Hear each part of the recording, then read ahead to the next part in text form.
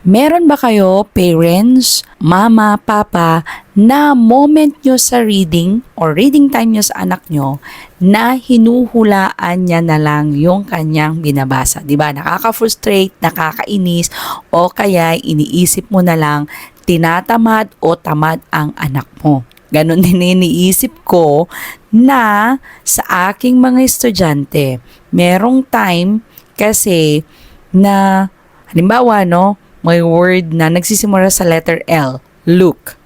Tapos yung susunod naman, lad, parang gano'n. Sasabihin niya na lang look lahat, puro kasi L yun. So parang nakakainis, parang wala siyang natututunan sa'yo bilang nagtuturo. So binigay mo naman yung best mo pero parang hindi natatandaan. Kaya yung reading time ninyong dalawa, tumataas yung pressure.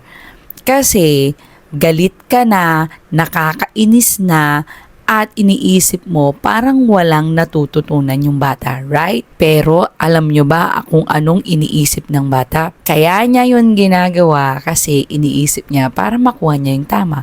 Maiwasan niya yung pagkakamali. Ngayon, anong mali? Una, ang pwede mong gawin bilang isang parent, bagalan lang yung pacing ng pagbabasa. Babagalan, ibig sabihin, para makuha niya, halimbawa, hindi niya alam yung sounds, hindi niya alam yung babasahin niya, hindi niya matandaan. Kasi merong mga sounds na gano'n, mga letters na hindi niya matandaan. Ulitin, bagalan. O kaya, meron din yung blending o pagbabasa ng word or sentence na hindi niya talaga makuha. It's not about yung memorizing. Yun kasi ang alam ng mga bata, memorizing. Ang alam na kasi nila kung anong binasa nila dito sa librong ito o sa sentence na ito, yun na yung babasahin nila on the next. Pero ipaalala sa kanila na hindi ganon.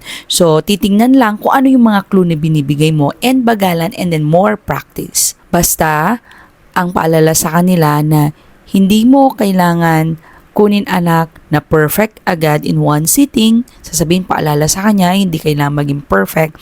Basta matutunan mo kung ano dapat yung foundation nung tinuturo ko at para lahat na ipaparead ko sa'yo, sasabihin mo, ay same yung technique natin. Pero hindi same yung mga words.